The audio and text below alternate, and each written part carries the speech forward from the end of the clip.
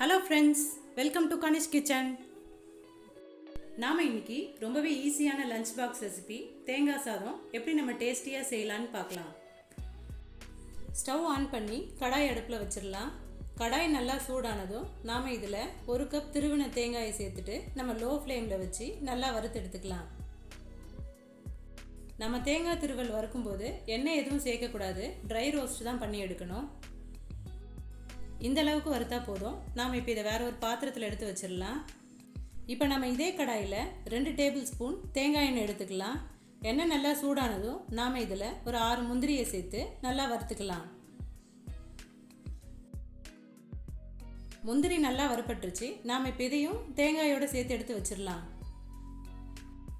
இப்போ இதில் 1/2 ஸ்பூன் கடுகு சேர்த்துடலாம். கடுகு நல்லா பொரிஞ்சதும் 3 காஞ்ச மிளகாயை கிள்ளி வச்சுருக்கேன், அதையும் இதோட சேர்த்துடலாம். அப்புறம் இது கூட ஒரு கொத்து கருவேப்பிலையும் சேர்த்து லேசாக வதக்கிக்கலாம். இப்போ நம்ம அடுப்பை லோ ஃப்ளேமில் வச்சுட்டு நம்ம வறுத்து எடுத்து வச்சுருக்க தேங்காய் துருவலையும் முந்திரியையும் சேர்த்து ஒரு 1 நிமிஷத்துக்கு நல்லா கலந்து விட்டுக்கலாம். நம்ம தேங்காய் சாதம் செய்யும்போது தேங்காய் எண்ணெய் தான் யூஸ் பண்ணணும், ரீஃபைண்ட் ஆயில் யூஸ் பண்ணக்கூடாது. அப்போ தான் தேங்காய் சாதத்தோட டேஸ்ட்டு சூப்பராக இருக்கும். நல்லா கலந்தாச்சு. இப்போ இது கூட நம்ம வடித்து ஆற வச்சுருந்த சாதத்தையும் சேர்த்துடலாம்.